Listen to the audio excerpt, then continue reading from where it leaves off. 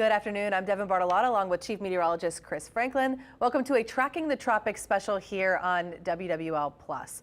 And we want to get out there right away. Yes. What we're seeing right now is nothing to write home about yet. No, not at all, and may never be. And you were just asking, wait, are we tracking something, or Yeah. are we watching something? And I said, no, we're actually not watching anything. There really isn't anything to track per se, but it's an area that we could see try and develop in the next several days in the Gulf, but the models have not been very aggressive and continue to be kind of non-aggressive with this system. Peyton called this on Twitter today, the pumpkin in the Gulf. It is a pumpkin in the Gulf. It is a pumpkin in the Gulf. And sometimes it may be kind of confusing with this graphic and what it means. What that is showing is that this is the area of where something could develop. It is not highlighting a track.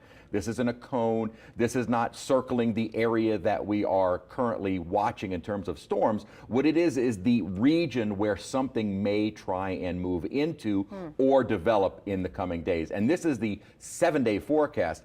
Just as of the last couple of seasons ago, the forecast for these potential areas of development only went out 5 days. So the Hurricane Center made them 7 days, with the caveat that, you know, our models are only so good so far out. So 7-day forecasts are a little less reliable. So far out, we're picking up a little bit of unrest. Yes, a little unrest. The models are sniffing something out. They've got their little sniffers on, and they've been sniffing out something. And they have been for the last several days, although the models continue to not really indicate anything strong. I mean, right now, they're not really indicating even a depression or a storm organizing. So everybody, obviously, on the heels of Francine is very anxious about the rest of this hurricane season because this has been so devastating to so many millions of people.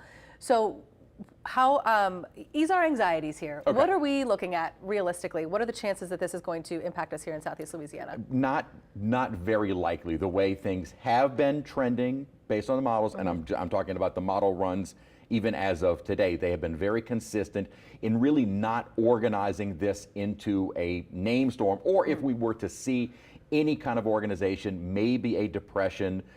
This is not one of those where all possibilities are on the table, kind of like they were with Helene. This is not one of those scenarios. This is kind of the only possible outcomes right now would be maybe a depression or a storm.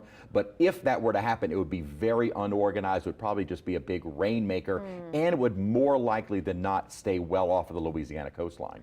That is a relief. Yes. It does seem a little bit, maybe I'm wrong, it does seem a little late in the season to still be talking about these areas. Is that true? Not really. I've always said kind of the rule of thumb for Southeast Louisiana in particular, but really for the entire Atlantic Basin is August 15th to October 15th is really the heart of the season. After we get past the 15th in Louisiana, that's when we can start to breathe that sigh of relief that we're not going to see the evacuation type storms. Could still easily see a storm, but not one that is going to cause mass evacuation. So we're only a couple of weeks away, and the way the models have been trending, I think we're probably looking good for the rest of our season. And again, people will mention, what about Zeta? Zeta was in that extreme season where all bets were off. The rules didn't matter. The rules didn't matter. There were no rules. 2020 was something else. It was Thunderdome. Yes. And, you know, you could kind of throw the rule book out because that was just a wild season. And even with that being said, Zeta wasn't necessarily a storm that you would have seen mass evacuations for. While it was a 3, it was moving so quickly, the impacts really weren't that of a Category 3 storm moving right over the city of New Orleans. Can we talk a little bit about the greater Atlantic? Is there anything else going on outside of the Gulf? Yes, we do have 2 other areas. Hurricane Kirk, which is actually on its way to likely becoming a major hurricane. Thankfully, as you can kind of see the long-term track of that, it is going to stay out over the open Atlantic waters.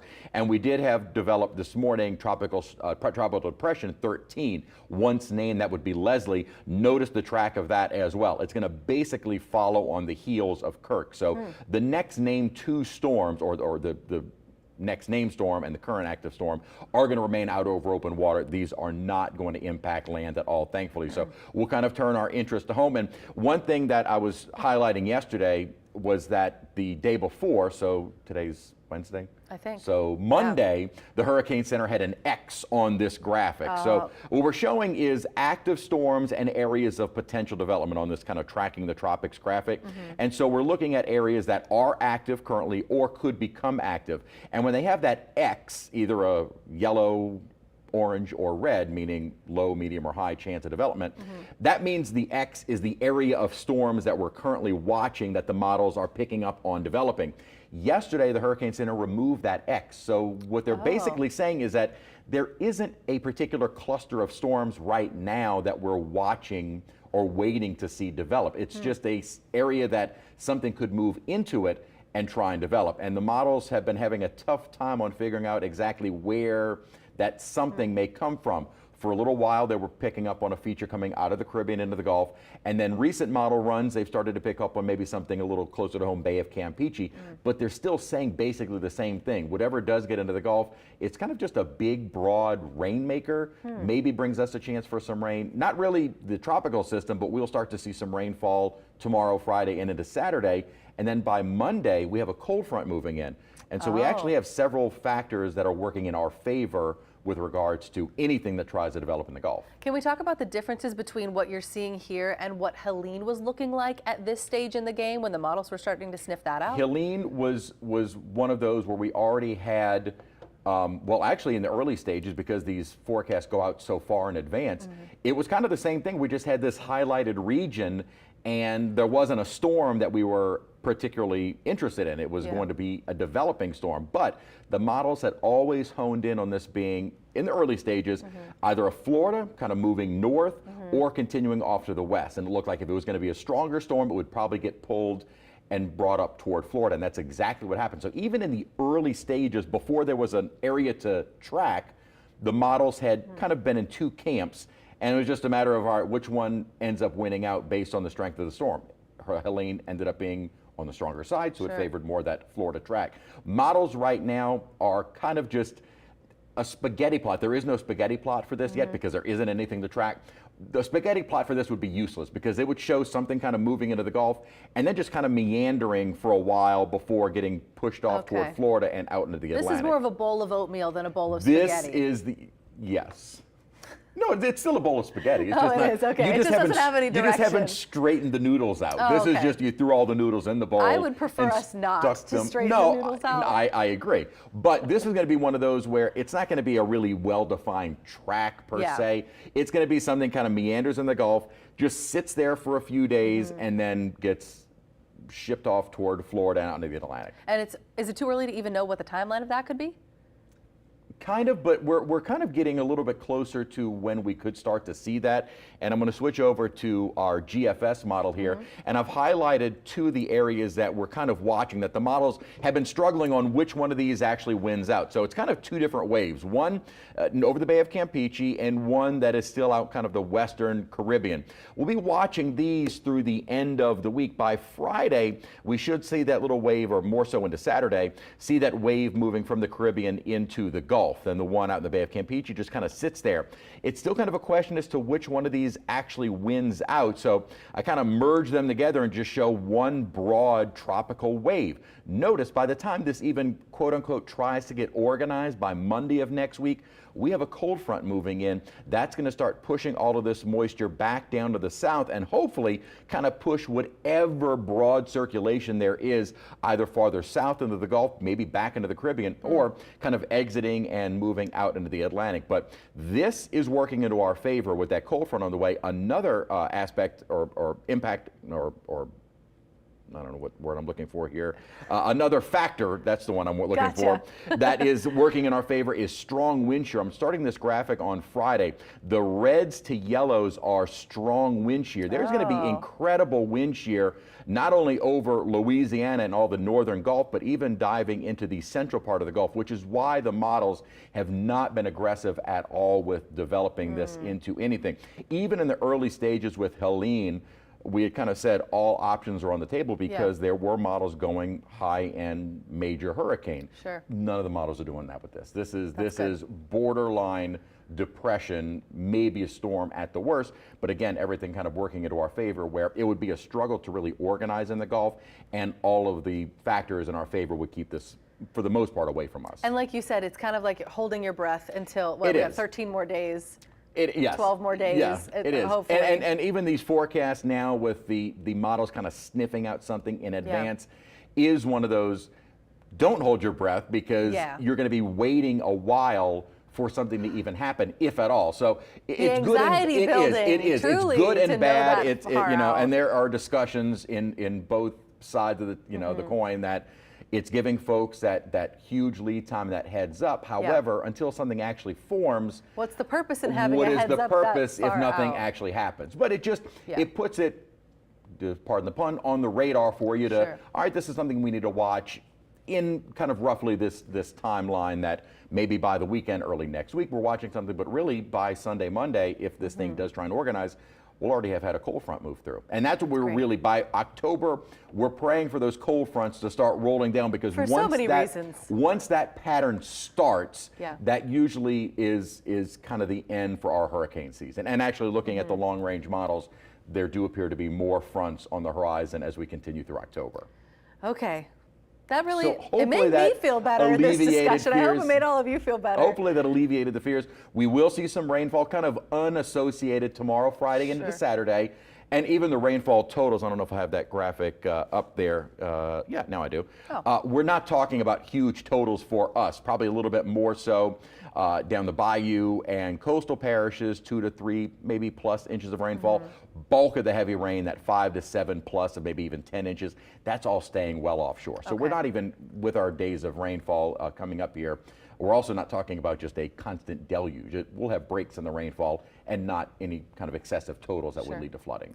All right. Well, Chris? Hopefully that alleviated all fears. I think it certainly did. Well, we're going to talk again at 7 o'clock. Yes, we'll have another new model all runs will have come out. We'll see if the consistency is still there. I would expect to say that it will be, as nothing in the overall pattern, which is favoring a more hostile environment in the Gulf, has really changed.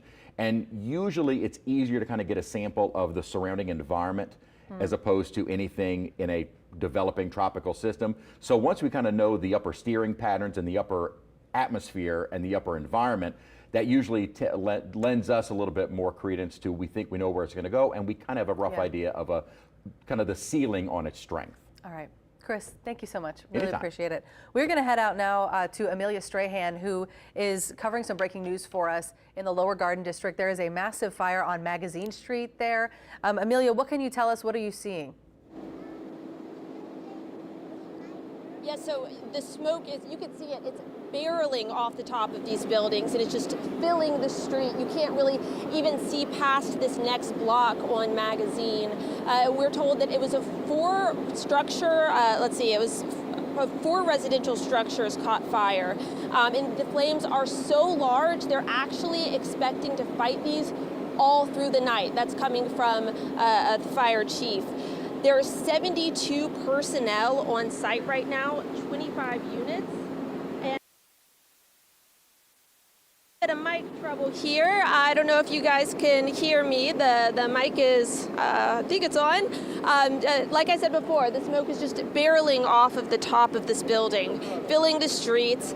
We are standing next to actually a few families that fled the building, and one family lives right next door, and they were watching the smoke and watching the flames to see if they were crawling closer and closer to their building. As of right now, the last we heard from the fire chief, though, is it is contained to 4 residential structures, but you know how close those buildings are in New Orleans, especially in this area, Lower Garden. I mean, look at that. You just can't see anything down Magazine. Like I said, right now we know that it's 4 structures, but you know, fire does spread quickly.